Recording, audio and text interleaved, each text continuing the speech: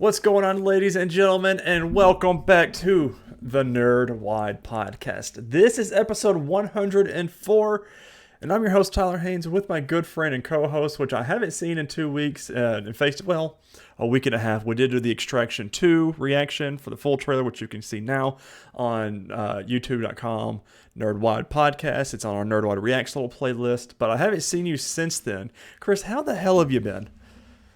Working. How have you been? I feel like I've been working a lot. This week's been kind of crazy. A little bit more natural this week. What was so crazy about it? Oh, the PlayStation Showcase was Wednesday. But I worked this weekend, and it's Memorial Day weekend as well. My mom's birthday is today, so we went out to Manchester and hung out with her a little bit, which is about an hour and a half away from us. So I've been very busy, and I'm ready for tomorrow just to hang out. That's all my plan is just to hang out, probably play some video games, and just chill and get ready for the hectic work week.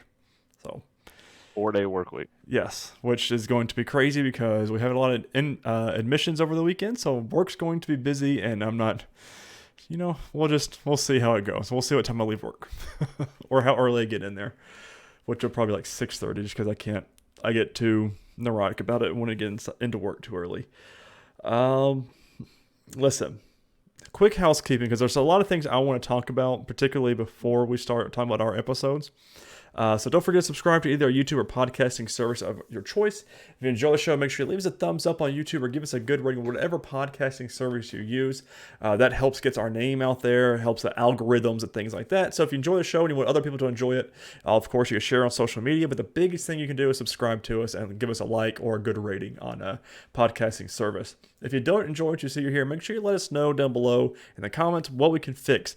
If the audio is messed up, let us know. If I'm coming in too hot, if Chris is coming in too hot, let us know. If, I don't know, you just don't like the way we talk about certain things, let us know. We can't fix anything if we don't know it's broken. Of course, if you want to do more, you can always go to patreon.com/nerdwide. 3 different tiers for 3 different monetary values there. You can recommend shows for certain tiers. You get early access to the episodes on certain tiers. Whatever way you want to do, we greatly appreciate it. But that's the best way to help out our show and get us better equipment, things like that. But Chris, it has been 2 weeks since we have talked. What have you been watching TV-wise? Not a ton, so I did get caught up through the season finales of Blue Bloods and NCIS and Young Sheldon.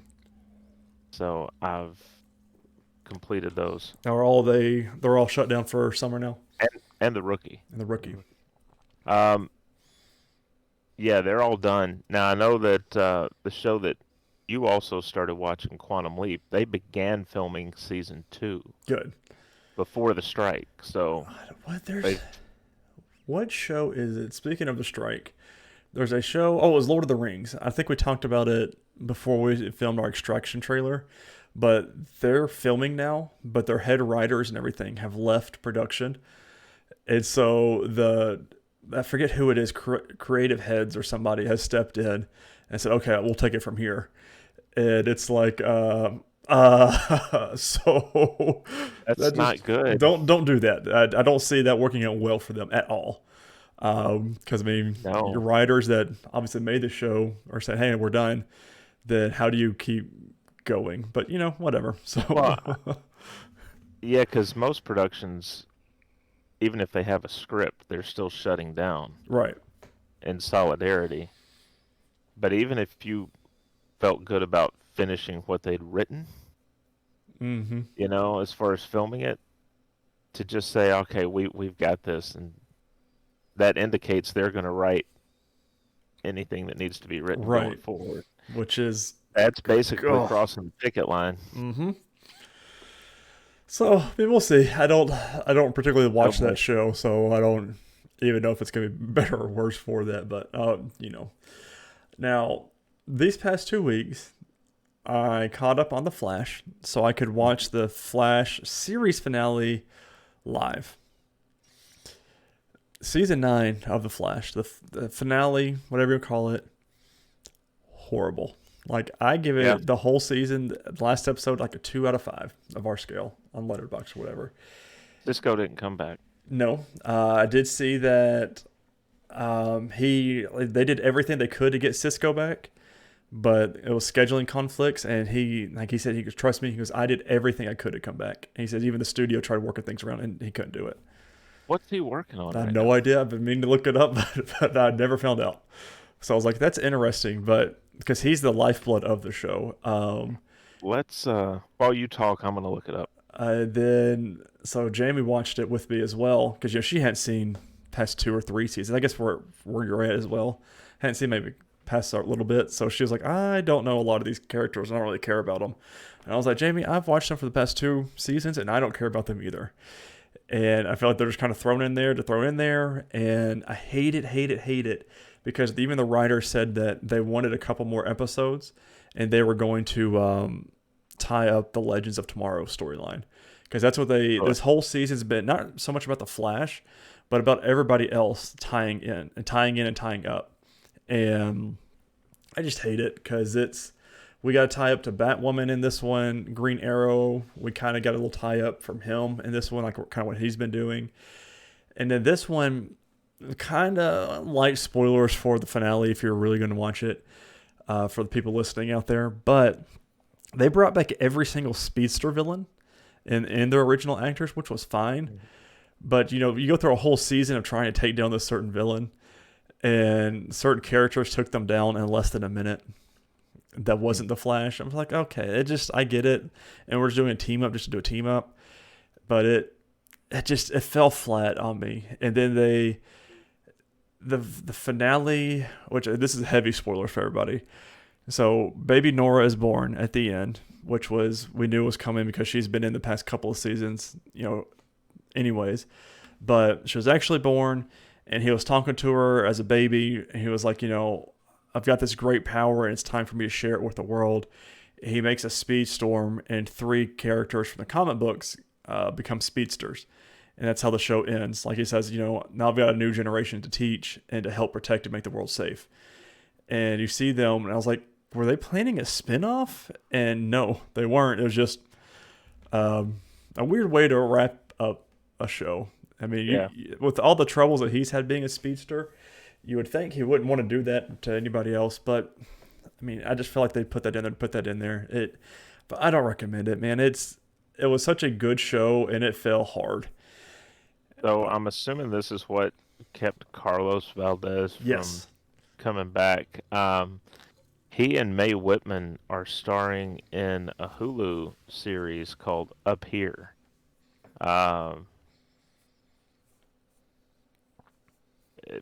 It's basically, it says, following the extraordinary story of one ordinary couple as they fall in love and discover the single greatest obstacle to finding happiness together might just be themselves. Okay. So you're not right for one another. Yeah, that's all right. I'm skipping that one. that kept him from the Flash. Well, I mean, it depends on they're filming that as well, because like he'd have to go all the way up to Vancouver and go through all those protocols. Yeah, I would have been like, look, guys, we're putting this on hold. I'm going to go do this. Right. Hey, this is a show that I've been on for 7 years of my life, and it means to a lot of people. I want to be there. I'm sure there's probably more into it. Maybe. But but that was it. It fell flat. A lot of storylines that did not make sense to me at all. A certain character becomes a god in this, and could have easily cleaned up the storyline at the beginning of the episode, but it's right there. Everybody had to struggle. So, but it's I don't know. I enjoyed The Flash for a little bit. I still think early seasons of the Arrow, early seasons of Flash, and then all the Legends of Tomorrow is probably my favorite Arrowverse. But this was it.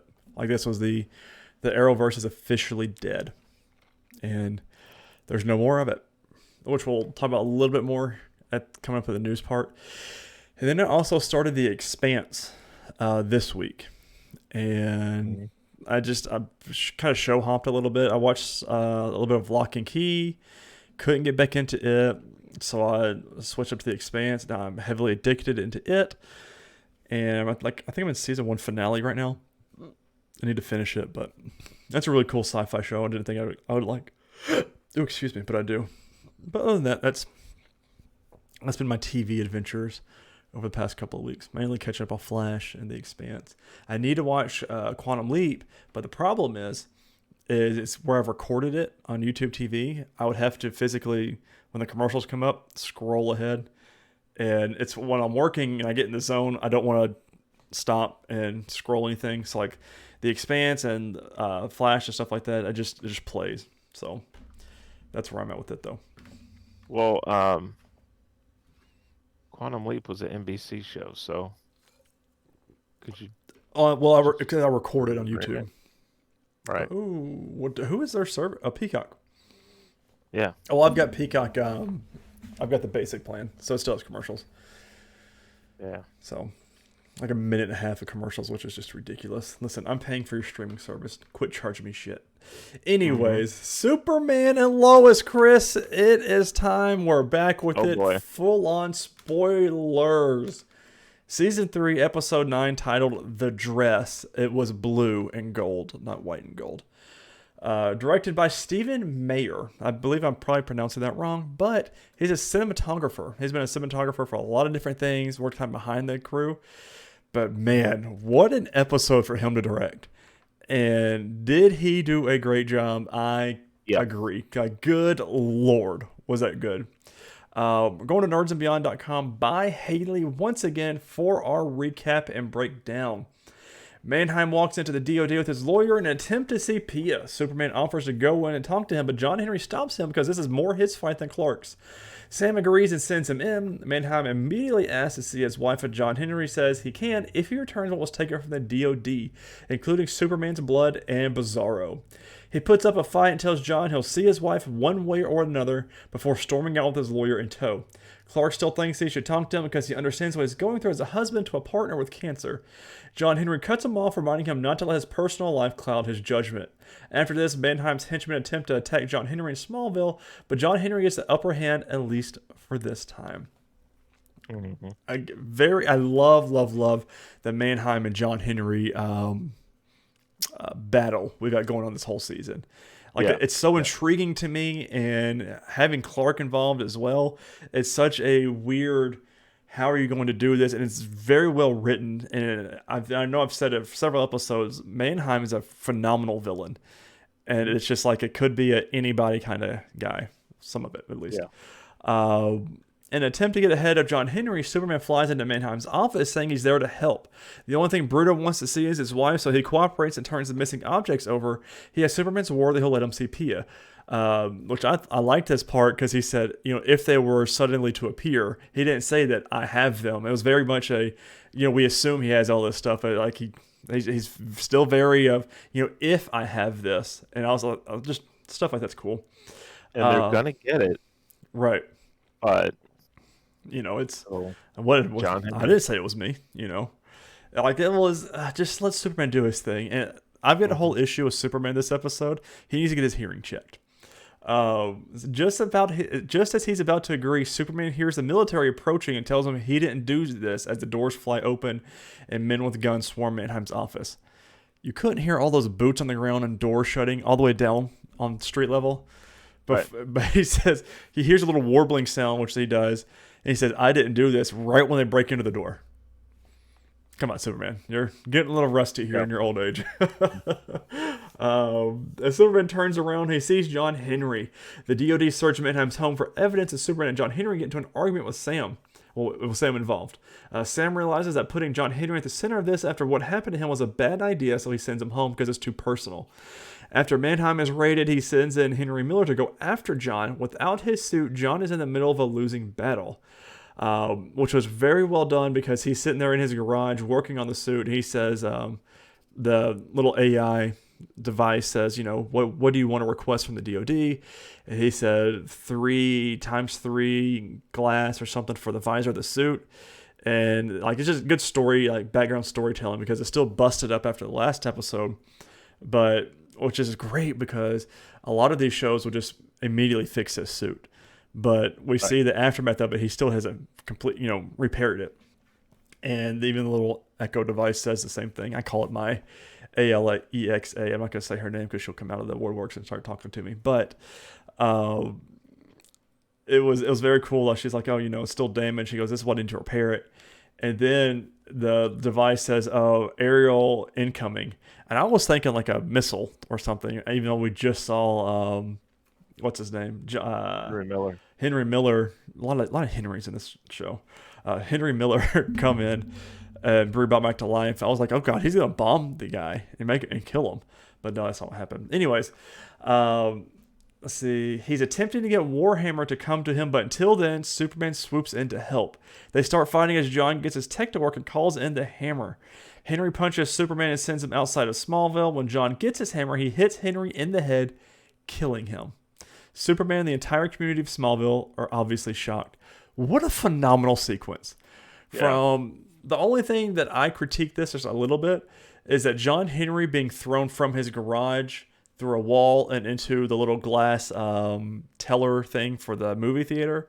He's not getting up from that. Let's just call it what it is.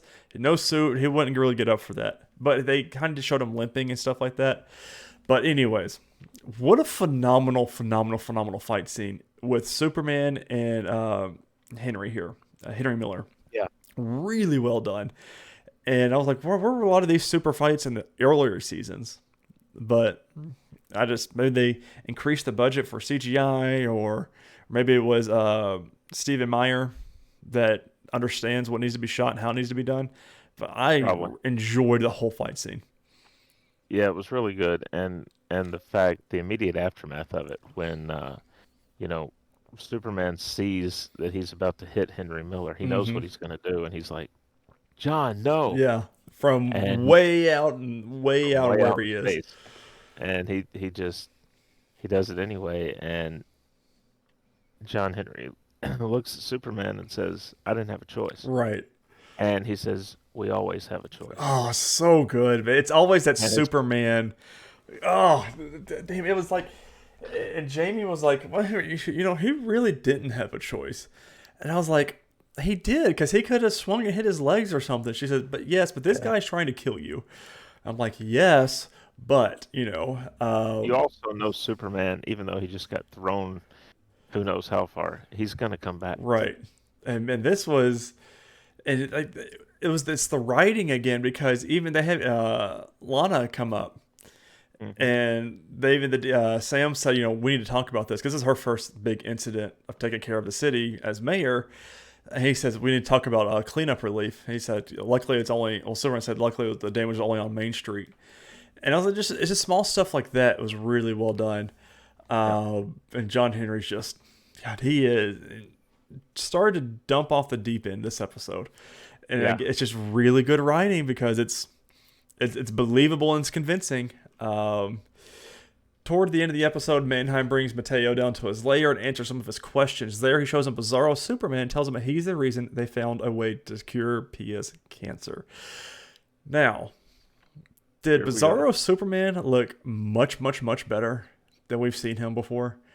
Because I was sitting there watching it, because usually he's got like ragged face and he looks like, worse for wear. Yeah. But this, like, he looked almost back to normal. I was like, okay, so he's doing something to him as well. I don't know what it is, but then it's got to be, they've got to have some way of getting his blood. Right. And then that's going to cure her. And then she'll probably convince Mannheim to not hold things against Lois and give her the cure as well. Mm-hmm. It's going to be I wonder if it's going to be like one of those behind the curtains things that happens. Like, Mannheim probably dies. I think we've only got 2 episodes left of this show.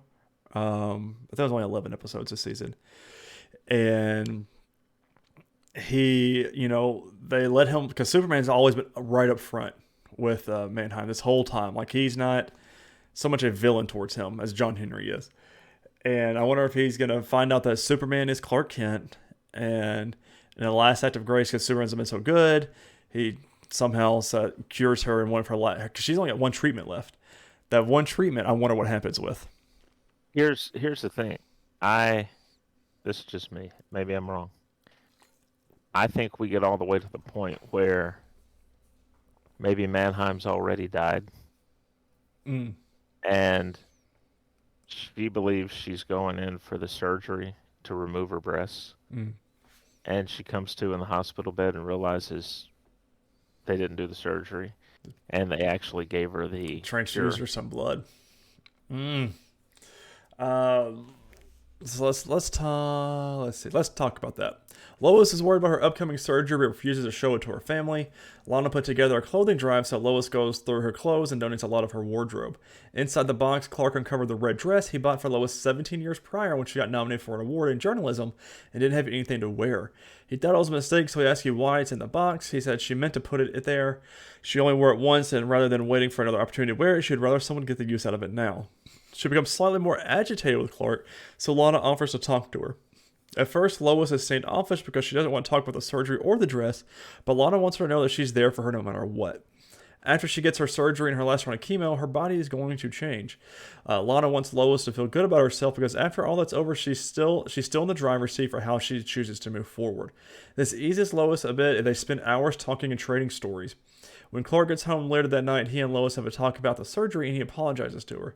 Clark knows that while he can be supportive, it's her body, and as a man, he will never be able to relate or understand what she's going through. They go upstairs to cuddle, but Lois gets the idea of what they did all those years ago after coming home from the awards, and no, not the limo scene. Which I thought that's what was going to happen. Man, I was like, man, good for you. Man, you guys are just hot. Okay. They dress up, Lois in her red dress, which blows Clark away again, and they fly up together. Lois tells Clark she loves him more than ever as they share a kiss. Again, they are doing this cancer storyline so well. I've seen so many of these types of shows, though. As they were going up, I half expected something to come along and like ruin the knock him out of the air or something, and they go tumble into the earth. I expected Jordan to be up there already, just in a reading a comic book or something. Like, oh, sorry guys, something like that. Just I'm dumb. Airplane fly by. I mean, they've done really well with the storyline. Mm-hmm.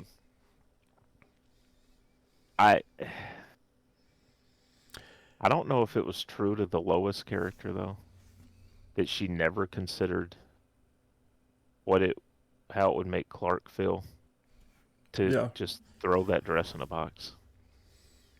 Yeah, seems like she would have thought about that.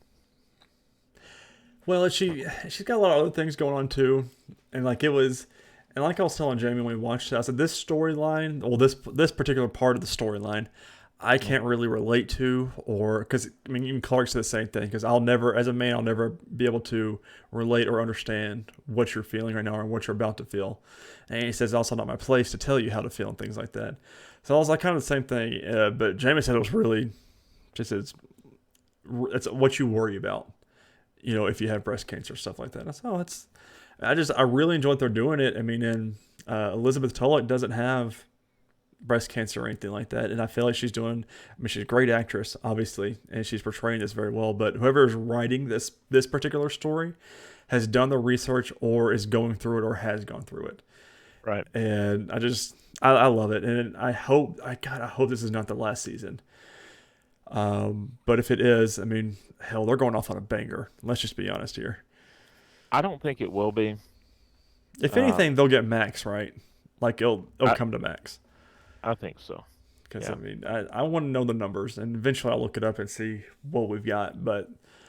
Or even try and reach out to the CW, say, hey, I'm curious. No seasons going forward. I just want to know what the numbers are. It was also kind of nice. We got a break from Kyle, and we got a break from Chrissy. Oh, we sure did. I didn't even realize they weren't in it. See, there was one kind of humorous scene when the kids are all talking. Well, let me tell you, after being forbid from seeing Mateo, it's got Natalie really bummed, Chris. At first, she wants to defy her dad because Mateo is not like his parents, but Sarah, John, and Jordan don't think it's a good idea. John even tells her it's dangerous. Nat bites back and throws him a low blow about Candace, obviously hurt by him saying this.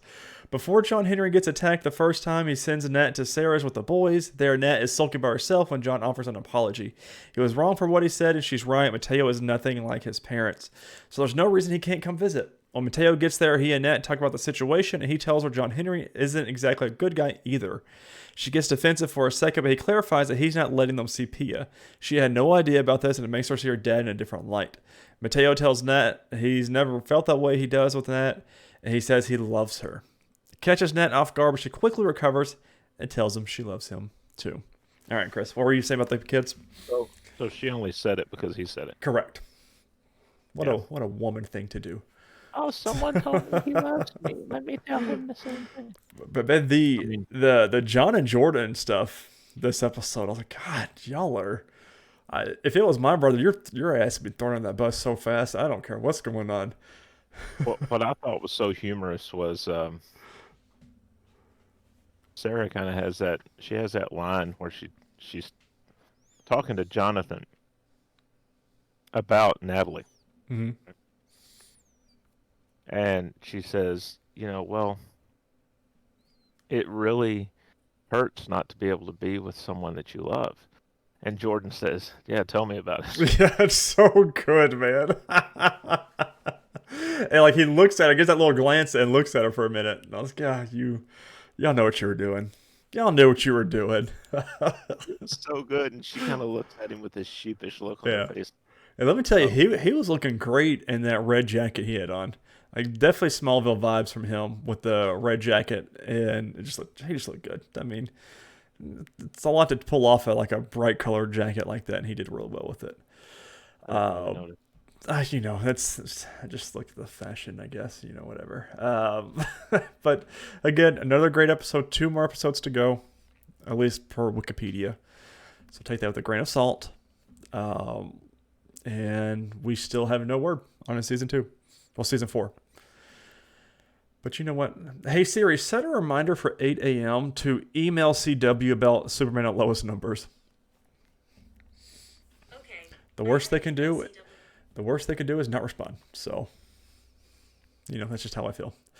All right, ladies and gentlemen, that was Superman and Lois. Let's go right into Gotham Knights, episode 9, Dark Night of the Soul, and Night is spelled Knight. Directed by Eric Dean Seaton. He's directed a bunch of Arrowverse shows, CW shows of the ilk. We're actually going to a new website tonight. This is fugitives.com. This is by Siddhartha Das. And let me scroll down. Just here. Because the old website stopped covering the show? Well, yeah. I couldn't find anybody that did it. So, yeah. Members, let's see. All right, members of the Gotham Knights get into a row while discussing their possible course of action. Duella and Stephanie chide the rest of the members for not rescuing Turner. I just want to make sure I was on the right part. Immediately. While Carrie and the Rowe siblings are of the opinion that doing so would have ensured their death and in turn no chance of rescuing Turner ever again. While pondering a way to solve this near-impossible challenge, Stephanie hits upon a plan to find the Electrum using Alan Wayne's map and strikes a deal with the court to give it to him in exchange for Turner's life. Carrie is concerned about this disastrous sequence of the court becoming basically a conduit for immortality, but Duella is adamant about saving Turner's life by any means necessary.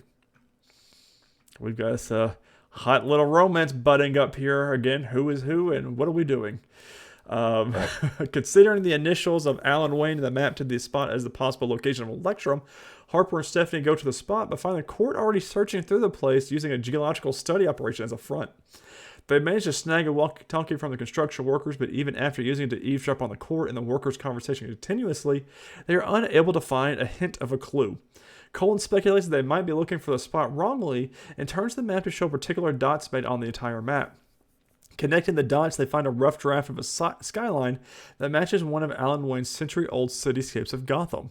Now, once again, assuming the initial to be marking the spot, the team enters a subway system in Gotham and manages to find the Electrum at last.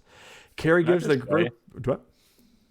I would not have known where to start on connecting God, who were you telling? I was about to say that, too.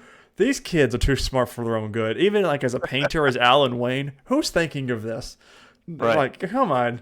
I mean, I guess it makes these people elite and things like that because they don't think like we do. But come on. Even Colin, I've been, these are actually dots. We can connect them. Come on.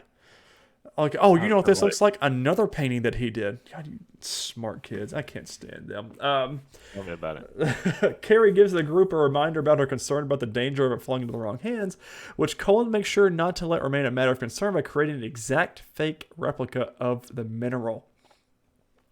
A captive, Turner is brought to Wayne Manor by Lincoln March and the members of the court.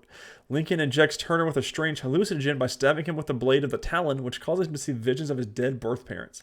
After an emotional reconciliation with them, Turner's visions gets frightening as they repeatedly question about why Bruce, aka Batman, despite being the world's greatest detective, did not investigate their deaths and why Turner didn't either.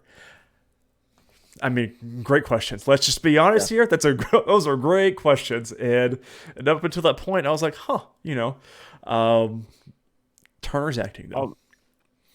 Although you could make the case that Bruce had bigger things to worry about. That is true. The Court of Owls. I mean, Joker. All these. Not Harvey Dent yet, but other hero villains. Catwoman. Still, I think we're getting closer to what was in that journal of Bruce Wayne's, though. But Turner's acting abysmal again. Yeah, to the point I texted you, asked if you've seen it yet, and then I said, Turner's acting is so bad. Not any better. But it's not everybody can play these parts well in terms of when you're hallucinating or going crazy, or he's just one of them. And I've never seen this actor in anything else, so I don't know if it's the actor or if it's the directing and how they're portraying him to be. But we say it every episode, he is the least valuable person on this whole show. And if it wasn't in it, I'd still watch it. It's the least interesting character, which is a problem because he's the one that the idea of the show's built around. Correct. The premise is built around him, and he's the least interesting. I would watch it with the rest of the team, even if he wasn't there. And of course, Misha Collins is a big part of. He wasn't in a whole bunch in this episode. No, but we got some big stuff though. Yeah. I don't know. I don't know how new he is to acting. Not Misha Collins. The actor plays Turner. Yeah, I don't know if he's been at it a while. If it's like the second thing he's done, I have no idea. Yeah. But he's probably never been asked to play a scene like that before. Mm-hmm. He just had no idea.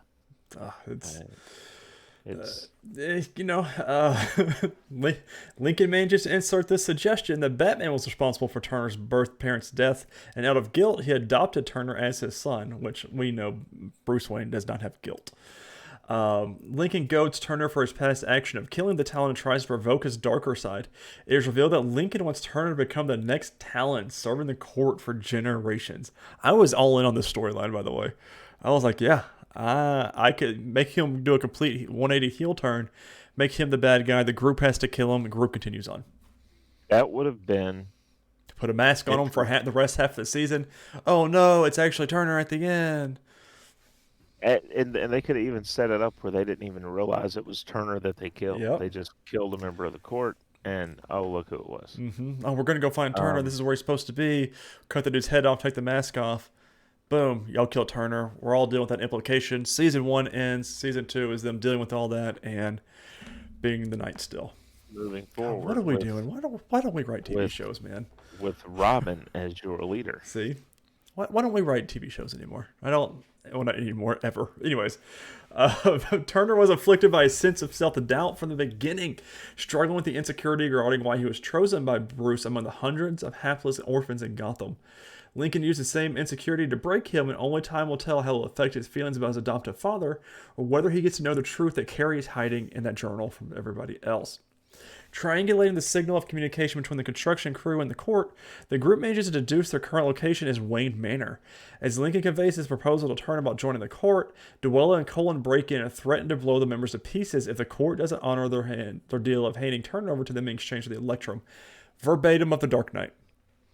Beautiful Duella. Like, she did a phenomenal job this whole episode. If you ever want to know if the person that you're with loves you, just ask them if they're willing to blow up a room full of people. Right. I mean, and she looked... You could tell she studied Heath Ledger's Joker for this one scene. and whoever wrote it and did the production design on it and everything, because it was almost like 1-to-1 identical. It was great. God, it was so good. Let's see. Duella is perfectly cast. Too. Yes, she like by far stole this episode away. Like everything she did was phenomenal. Duella, I mean, she was pissed off at the beginning of it. She's like, "Why did y'all leave him?" And anyways, Duella is wearing a literal bomber jacket laced with grenades, which will remind viewers of the introduction scene of the Joker in the Dark Knight movie. Lincoln agrees to the deal, and to verify their bluff, he slits Turner's throat right in front of them. He remarks that the real mineral will heal Turner in no time, while the one they've given him, if it's fake, will produce no such effect. Carrie steps into the scene as she is carrying the real Electrum and uses it to heal Turner's injuries. In the end, they have to hand the Electrum over to Lincoln and to take Turner back to their hideout at the Belfry Clock Tower. At the clock tower, Carrie is a bit distraught, considering that she had to hand over the Electrum to get the court to save Turner's life. Colin arrives and reassures her, stating that her actions have solidified her as a true protege of the Dark Knight, and also the fact that whatever the court plans next, they'll stand in their way as a team. Stephanie tries to comfort a visibly shaken Turner. She realizes that Turner is keeping something from her, but decides to give him space anyways. Later, as Turner goes to thank Duella for risking her life for his sake, he suddenly starts vomiting and convulsing. It seems that the Electrum side effect is starting to get a hold of him, and in the next episode, the team has to look for ways to once again rescue Turner from this conundrum. This guy's, he's more trouble than he's worth. Yeah, let's just end it, Let's just call him what it is and say, all right, we're done here. We have to train him. Everybody else has certain, skills. Turner's just kind of there. He's got a sword. Ooh, Turner's got a sword. He doesn't even have Bruce Wayne's fortune, no, right? he doesn't. He's got nothing. Living in a, abandoned bell tower. Anyways, they're doing that whole thing of Stephanie and Turner relationship heating up, but Duella obviously having feelings for Turner heating up as well. And if I had to place them with anybody, I went with Duella. Man, that's some palpable chemistry going on there. Well, they've also got the Harper Stephanie. Yes, which they threw a wrench in this week. She sees her and Turner. Yes. But they weren't doing anything.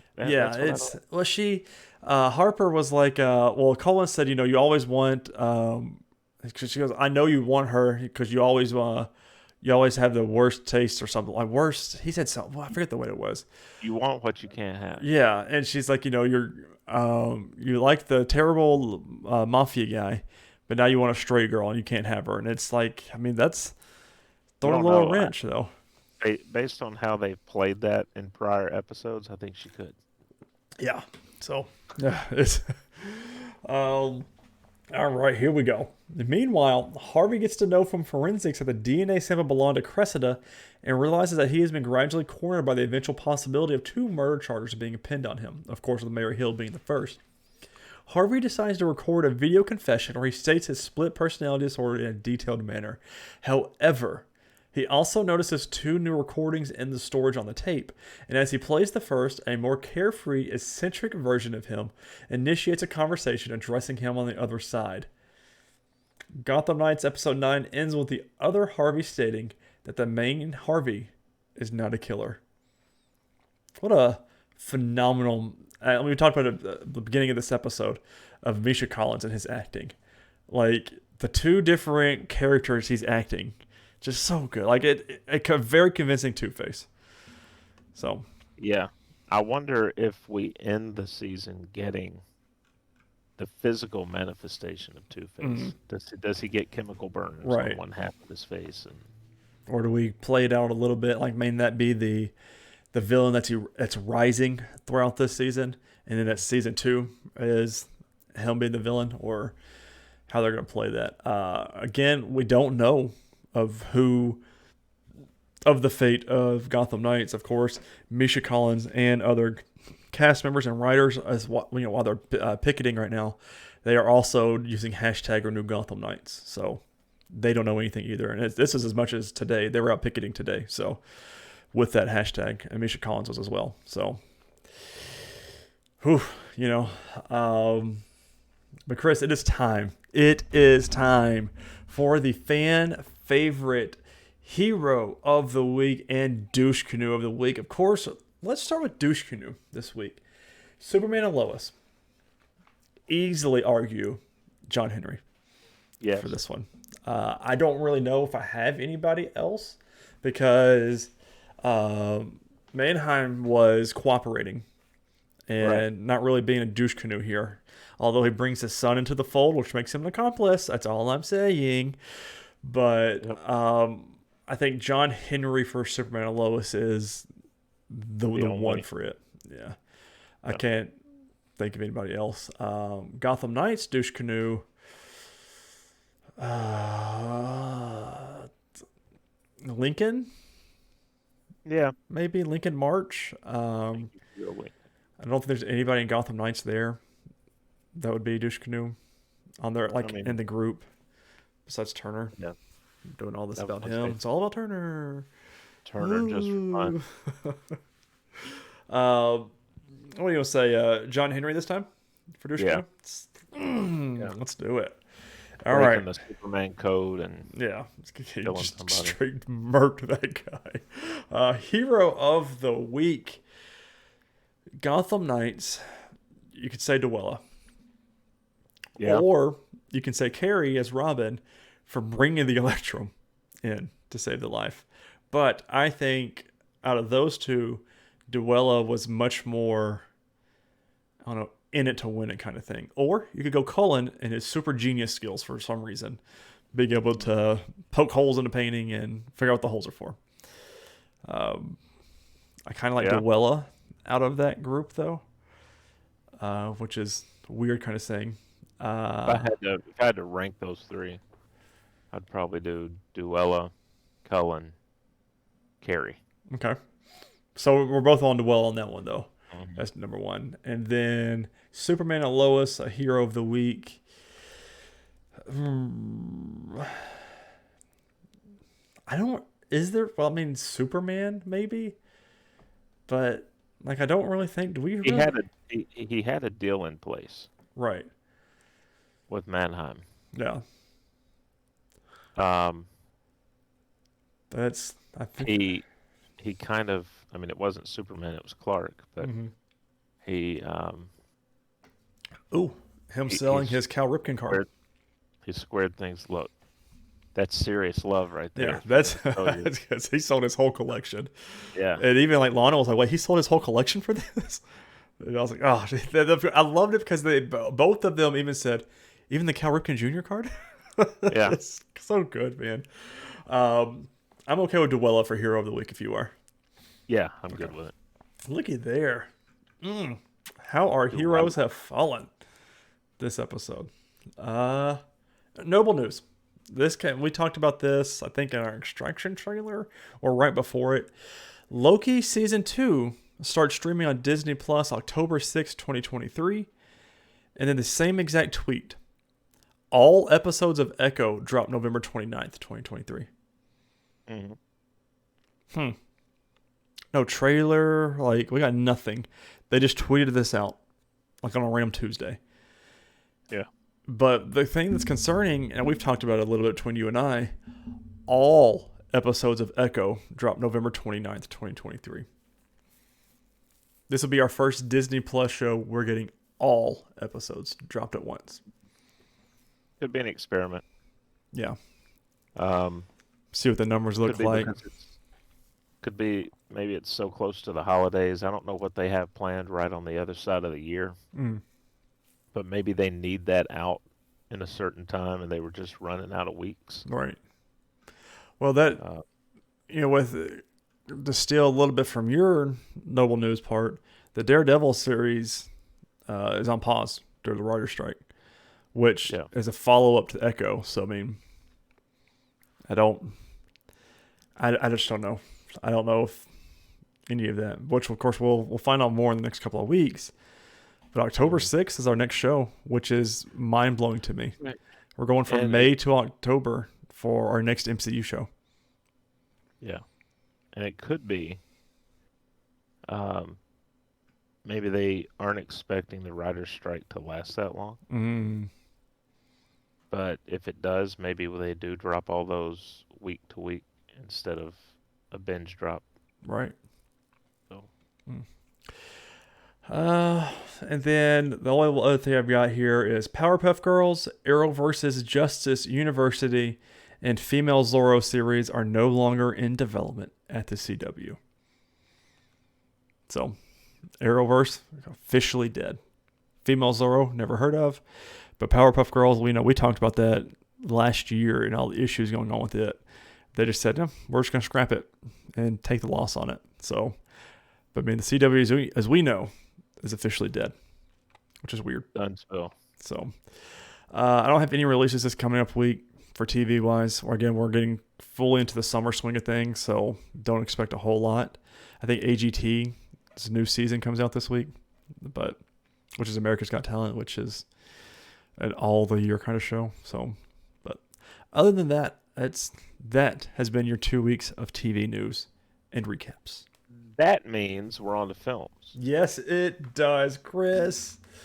And that means I've got to ask you, have you watched anything else? I sure have. Thank you for asking. Wanted to watch Shazam 2 since the Steelbook came in these past 2 weeks. We're watching it after this episode gets filmed.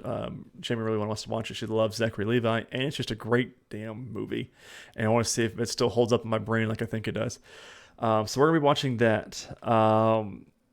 But I did watch Spider-Man Into the Spider-Verse again and gearing up for Spider-Man Across the Spider-Verse coming out this week. And that is the perfect Spider-Man movie. If anyone said I could watch one Spider-Man movie, no context of anything else, I could only watch one, I would point them this direction. Still 5 out of 5 for me. And I'm really curious to see if the second one can hold up. Which we know the second one's going to end on a big cliffhanger because part 2 comes out next year of the Across the Spider-Verse movie. But I just don't. I teared up again during this movie. And I get so inspirational. It's certainly like the music is on par. The artwork is so damn good. But you know, if you've seen the Spider-Man movies, of course, No Way Home is a phenomenal movie. But you know, if you had to point to just one, you know, some random schmuck, your grandma comes off the street and says, "Hey, I want to watch a Spider-Man movie." Grandma's a random schmuck off the street, you know. Your grandma's a random schmuck. It says, "I want to watch one Spider-Man movie. I haven't seen anything else." This is what I point to him. So, other than that, no other movies for me this week. These 2 weeks. What about you, Chris? Anything good? Not this week. Not these 2 weeks. No, it was work, and I'm trying to keep up on what gaming I've been doing, and then the shows we have to watch. So, kind of been hectic. I do want to kind of watch ahead with our rewatches that we're doing, which we're going to talk about the first one here in a minute. So let's do it, Chris. Let's talk about it. I want to get right into this. When's the last time you've seen this movie? Good week. As you can think of. This morning when I watched it. Unbelievable. Before then, sir. Gosh, I don't know. It's probably been like a year and a half, 2 years. That's where I think I've been. I don't remember. It might have been longer than that, because some of these movies I've seen, you know, recently, as you know, a couple months ago, but other ones, like especially Captain Marvel, which will be our next one to watch, I haven't seen since premiere. Yeah. So let's see. You want me to do a plot rundown on this, or is it? We can. It's whatever you want to do. I mean, it's obviously spoiler filled, which is fine because it's been out for a while, 12 years, right? Now. So I'm down for whatever. I mean, I'm good tonight. I've got some DC flowing through my veins, and we'll just run through the plot real quick. So, of course, the movie we're talking about is Captain America, the First Avenger. In the event you haven't seen this movie yet, I'm going to run through the plot. So if you don't want to hear about it, skip ahead. But I think most people that would be listening to this have seen it now. It'll just be a refresher. In the present day, scientists in the Arctic uncover an old frozen aircraft. In March of 1942, Nazi Lieutenant General Johann Schmidt and his men steal a mysterious relic called the Tesseract, which possesses untold godly powers from the town of Tansberg in German-occupied Norway. Um, this is the first chance we get to see Hugo Weaving. Mm-hmm. And phenomenal. God, Phenomenal what acting. perfect cast for this. Yeah. Like, God bless, man. And the foreshadowing when what is it that the old man says to him? It's like you'll burn for this or something. He Yeah, says, I already have, and he kind of you can does already see something a with his little bit. jaw. Yeah, Oh, yeah. Um, in New York City, Steve Rogers is rejected for World War II military recruitment due to his various health and physical problems. While attending an exhibition of future technologies with his best friend, Sergeant James Bucky Barnes, Rogers again attempts to enlist. Overhearing Rogers' conversation with Barnes about representing his country in the war, Dr. Abraham Erskine allows Rogers to enlist. He's recruited into the Strategic Scientific Reserve as part of a super soldier experiment under Erskine, Colonel Chester Phillips, and British MI6 agent Peggy Carter. Phillips is unconvinced by Erskine's claims that Rogers is the right person for the procedure, but relents after seeing Rogers jump on a grenade to save his comrades, unaware that it's a test. what a And, phenomenal hero moment that was. yeah, And good yeah, acting from CGI Chris on this one too, because he jumps on it and looks up and is like, everyone get yeah, back, and it just it's so good. It's one of those things with Robert Downey Jr. Obviously the best Iron Man, which best actor for Iron Man, which we'll get to, but Chris Evans as well for Captain America. I just don't see anybody else being that. right. Um, for this iteration. Obviously, Sam Wilson is great too, but for this iteration, it's just perfect casting. And they had just been talking about this other guy in the group who is, he's passed all the tests. Right. He's clearly the superior soldier to what Steve Rogers is at that time. And he's one of the people that just runs away from the grenade. Mm-hmm. He doesn't have the heart No. because it amplifies everything that you are, and we see that Yeah. throughout all the MCU with this drug. Yeah. And it's just so. Oh man, what? The night before the treatment, Erskine reveals to Rogers Schmidt underwent the procedure prematurely and suffered permanent side effects. We know what those are. Mm-hmm. Schmidt and Dr. Arnim Zola harness the energies of the Tesseract, intending to use the power to fuel Zola's inventions, mounting an offensive that will change the world. Schmidt discovers Erskine's location and sends assassin Heinz Kruger to kill him. Erskine subjects Rogers to the super soldier treatment, injecting him with a special serum and dosing him with Vita Rays. After Rogers emerges from the experiment taller and more muscular, an undercover Kruger kills Erskine and flees with a vial of the serum. Rogers pursues and captures Kruger, but the assassin avoids interrogation by committing suicide with a cyanide capsule, which acted way too quickly. Correct. Uh, with Erskine dead and his super soldier formula lost, U.S. Senator Brandt has Rogers tour the nation in a colorful costume as Captain America to promote war bonds while scientists study him and attempt to reverse engineer the formula. Which just makes no sense to me. Like, you've got this perfect thing. Why is he not on the front lines? But Yeah, it's America. Let's just be honest, and it makes sense yeah, because they weren't his choice. So I want to bring it back a little bit because I've over the decades, and years that it's been since this movie came out, people have talked about Easter eggs and things like that and behind the scenes kind of stuff. So the reaction is Haley Atwell. Is that the actress name or is that the character yeah. name? Okay.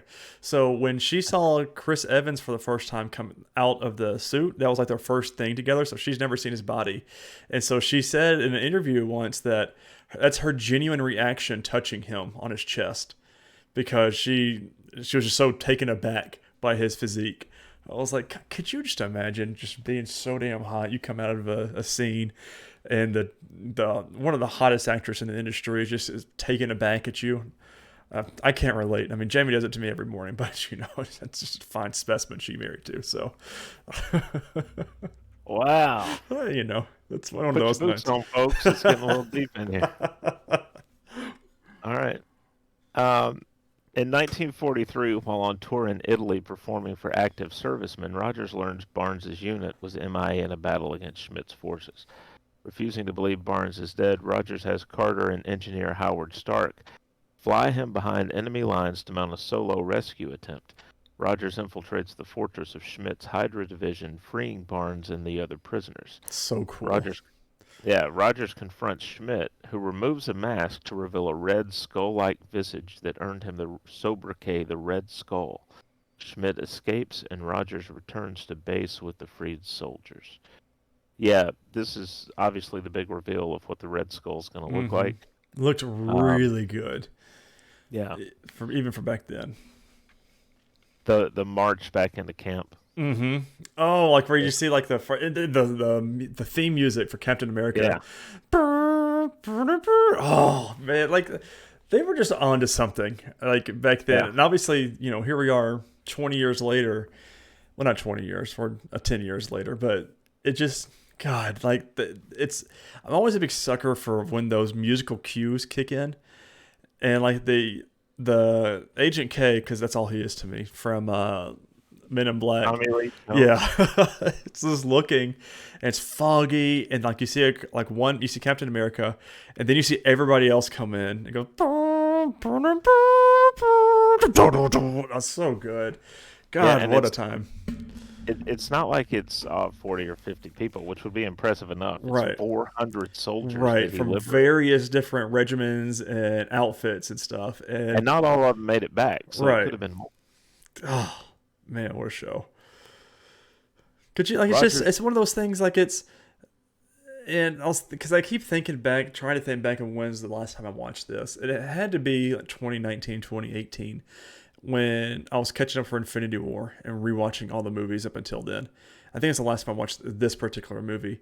But I didn't see this one in theaters. I think this is one that I got from DVD. I don't think I started watching them in theaters until Avengers, the first one. Iron Man, I watched that, and Iron Man 2 I watched in theaters. But the other ones I never watched in theaters. I got them all in physical.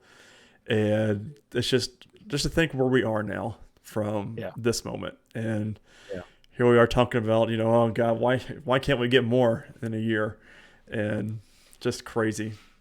Well, there's some of the people in this that you watch it and you think, I wonder if they wish that they had saved them for another character. Right. Like Neil McDonough's in God, this. He was in, I think he's a little bit in the second one. No, because what's that crew's name? Something Wolves or Raging Wolves, or I forget what their group is called with Captain America. It's on the tip of my tongue. Raging. I keep wanting to say Howling Commandos. That's it. Howling Commandos. Yeah. Raging. Yeah, Howling Commandos. Because that was Nick Fury's. Yes. Nice little callback to them. To that. But now Natalie Dormer's in this. Of course, she's most known for Game of Thrones. She's the secretary that kisses him, which Carter oversees, and they have a spat. That. Gets a little jealousy into her. Yeah, she tells Steve, she's like, Natalie Dormer's character tells Steve, all the women of America owe you their thanks, and since they're not here, I'm gonna thank you. God, I love it. God, this one of those writings that's just so damn good. Rogers recruits Barnes, Dum Dum Dugan, Gabe Jones, Jim Morita, James Montgomery Falsworth, and Jacques Dernier to attack other known Hydra bases. Stark outfits Rogers with advanced equipment, most notably a circular shield made of vibranium, a rare, nearly indestructible metal. Wonder where they got that from. Rogers and his team sabotage various Hydra operations while he and Carter begin to fall in love. In 1945, the team assaults a train carrying Zola. Rogers and Jones succeed in capturing Zola, but Barnes falls from the train to his apparent death. Apparent. Using information extracted from Zola, the final Hydra stronghold is located, and Rogers leads an attack to stop Schmidt from using weapons of mass destruction on major American cities. Rogers climbs aboard Schmidt's aircraft as it takes off, During the subsequent fight, the Tesseract's container is damaged. Schmidt physically handles the Tesseract, causing him to be sucked into a portal into space. The Tesseract burns through the plane and is lost in the ocean. Seeing no way to land the plane without the risk of detonating its weapons, Rogers radios Carter and says goodbye to her before crashing in the Arctic. Stark later recovers the Tesseract from the ocean floor, but is unable to locate Rogers or the aircraft, presuming him dead. Peggy, very cool save scene. me that one last dance. Or save me that dance. Oh. And then as he's saying, I'll try not to step on your toes, the radio The goes. comms go down. God, it's so good. I love the MCU, man. It's obviously. I mean, look at all my shelves over there, or whatever. God, I love this stuff. Rogers awakens in a 1940s-styled hospital room, hearing a radio broadcast of a baseball game he attended in 1941. Rogers grows suspicious, flees outside, and finds himself in present-day Times Square, where S.H.I.E.L.D. director Nick Fury informs him he's been asleep for nearly 70 years. In a post-credits scene, Fury approaches Rogers and proposes a mission with worldwide ramifications. And this is when we get the first trailer for Avengers. Yeah. Which is, they don't do that anymore, which I kind of wish they did. It would be nice to have the trailer reveal right then. Right, but, or at least show us what was shown at like Comic-Cons and things like that behind closed doors. But so I looked back, and I'm going to stick with what I gave it back in the past on Letterboxd. I'm at 3 out of 5 for this. No, it's 3.5. Just a great movie, and I try to look through it as a lens of seeing it for the first time to now, because now we know of all of the ramifications from this one movie of like what happens across the decades that we've been watching this show. Well, the MCU. But yeah, 3.5. Like, I mean, it's really well done. We set up so many things we didn't even know about, but that's, I love that we're doing this. So I gave this one a 4.5 out of 5. I love this one. I love the Captain America character. I like the fact that they took the time to kind of really go through the backstory. I mean, he's Skinny Steve for a good chunk of the movie. It's a good 30, 45 minutes of the movie.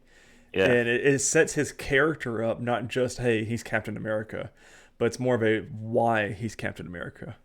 They give you time to care about that version of the character, as opposed to just dropping us in to Captain America's life and maybe showing us flashbacks.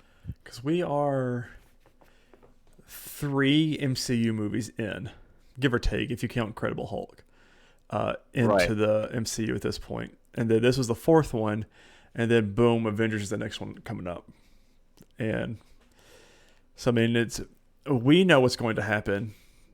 No, Iron Man 2, so we had 4 movies. Because it goes Iron Man, Thor, Iron Man 2, no, Iron Man, Thor, Incredible Hulk, Iron Man 2, Captain America. And then Avengers. I forgot that they did the whole weird Iron Man had 2 movies before the first Avengers happened. Yeah. So. But I love this movie. Yeah. It's a good one. It's nice to go back and watch the beginning. Yes. Kind of the beginning, and see where we go from it. Like I don't even think then they were expecting it to be as big as it is. Right. And I mean, Kevin Feige, once we get to Iron Man, I got a whole slew of knowledge. I got a whole like behind the scenes books back here just on Iron Man. It's but like I was reading an interview they were talking about Robert Downey Jr. and Kevin Feige says, I owe that man literally my life. He said, because if he wasn't as good as he was as Robert Downey Jr., there would be no MCU. There would be, Tony Stark, yeah. He said, there'd be no, my job. He said, my job would not be here. He said, I owe everything to that man. And I'm like, that's just crazy to think about.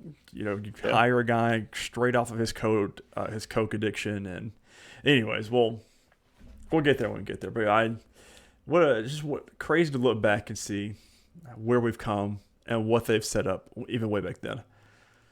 And you mentioned his addiction. Not trying to be funny here. Who knew that Burger King plays such a pivotal role? And again, they put that in the movie, and they put it in Endgame. Future spoilers, I guess. But God, what a time, man! I love it. For those who don't know, Robert Downey Jr.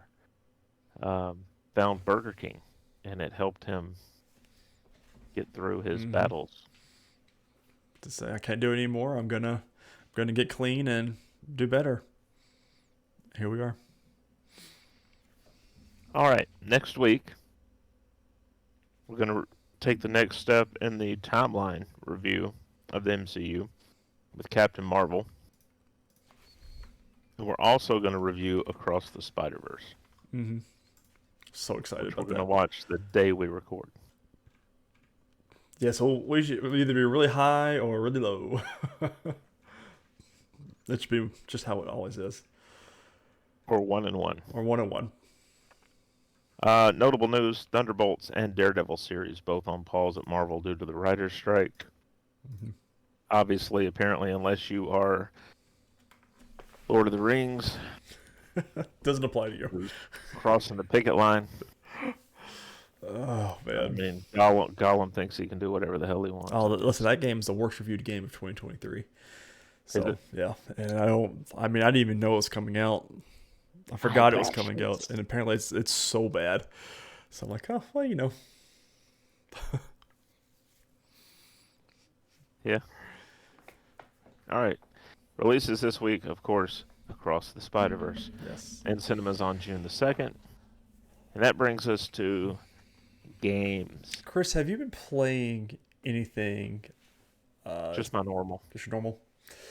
I've played Destiny because I had a new season come out, which is okay. Like it's weird because like I've kind of fallen off of Destiny a little bit. I don't know if it's because of all the games that are coming out. Like I'm hitting my backlog a little bit more. Like I've been playing the Resident Evil 2 remake, which of course only when the sun is up and then when my blinds are open. So, that's anyways. And then Legend of Zelda, I haven't played that much of, as much as I would like to. I just haven't. I don't know. Like I'd rather be sitting playing something different than it at the moment. I'm still loving it. And then started Spider-Man, the video game, with Stella. And first time playing it on PlayStation 5 and remastered for PlayStation and upscaled everything. Beautiful. I forgot how much I love that game. The regular Spider-Man or Miles Morales? The regular one first. And then if I have time before the second one comes out, I'll play Miles Morales with Stella.